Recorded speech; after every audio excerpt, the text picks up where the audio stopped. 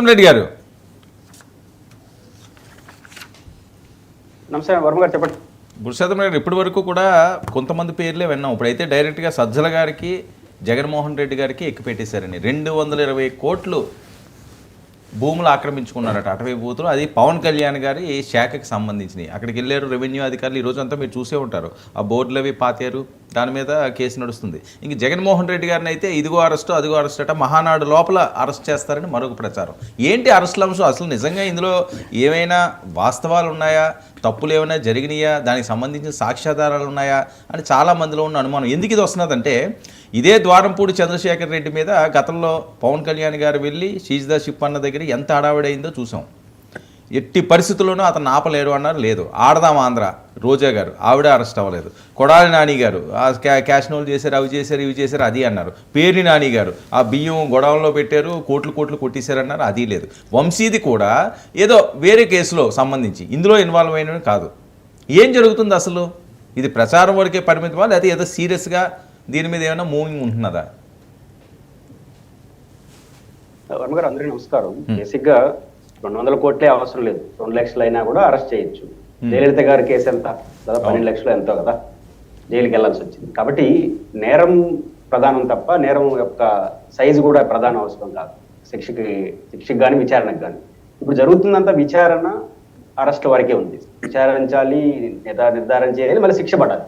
శిక్ష అనేది ఎండింగ్. మన భారత రాజకీయాల్లో 99% రాజకీయ నాయకులకి ఎలాంటి శిక్షలు పడుతున్నాయో ఎండ్ ఆఫ్ ద డే మనం చూస్తున్నాం. కాబట్టి విచారణ దశలో మొత్తం రాజకీయ కోణంలో జరుగుతూ ఉంటాయి.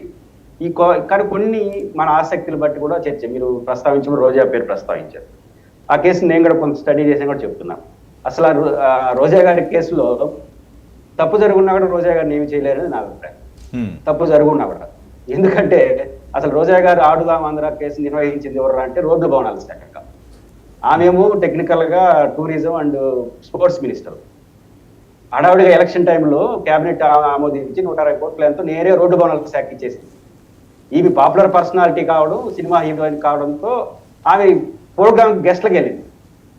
మనకు కిట్లు అనగానే రోజా గుర్తు వచ్చేసి రోజా అరెస్ట్ చేసేస్తారు. మంత్రే చెప్పాడుగా శాసనసభలో, శాసన మండలిలో, అట్లాంటిది ఏమి లేదు అని చెప్పేసి మళ్ళీ ఒత్తిడి చేస్తే తెలుగుదేశం మళ్ళీ విచారణ ఏదో ఆదేశిస్తున్నారు.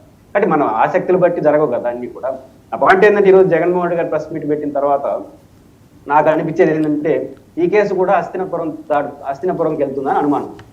ఏది ఈ సిట్ ఏదైతే లెక్కర్ కేసు ఉందో హస్తినకి చేరుకుంటుందా చివరకు అని అనిపిస్తుంది. శ్రీవారి రెడ్డి కేసు ఎట్టయితే అడదిరిగి సిబిఐ దగ్గర పోయిందో ఈ కేసు కూడా పోతుందేమో అనుమానిస్తుంది. కారణం ఏంటంటే, లావుకృష్ణదేవరాయలు గారు చాలా సీరియస్ కంప్లైంట్ ఇచ్చారు. లెక్కర్ కేసు ఆంధ్రప్రదేశ్లో ఢిల్లీ కన్నా చాలా పెద్ద నేరం జరిగింది, మీరు జోక్యం చేసుకుని రికార్డెడ్ గా మోహమ్మద్ గారికి ఇచ్చున్నారు. దానికి తోడు ఇప్పుడు జగన్మోహన్ గారి ప్రెస్ మీట్ లో పాత లెక్కర్ కేసు ఏదైతే జగన్మోహన్ గారి గవర్నమెంట్ లో ఉన్న సిట్టు చంద్రబాబు గారిని ముద్దాయిగా చేసి ఆయన బెయిల్ తీసుకున్నాడు. స్కిల్ కేసులో అరెస్ట్ అయినాడు, ఆ కేసులో బెయిల్ తీసుకున్నారు. ఆయన ఏమంటాడు, ఇప్పుడు ఆ పాత సిట్ ఏమైంది, ఆ సిట్ కేసులో ముద్దాయిగా ఉన్న వ్యక్తి మా మీద కేసు పెడతాడా, ఈయన ఒక ఆరోపణ.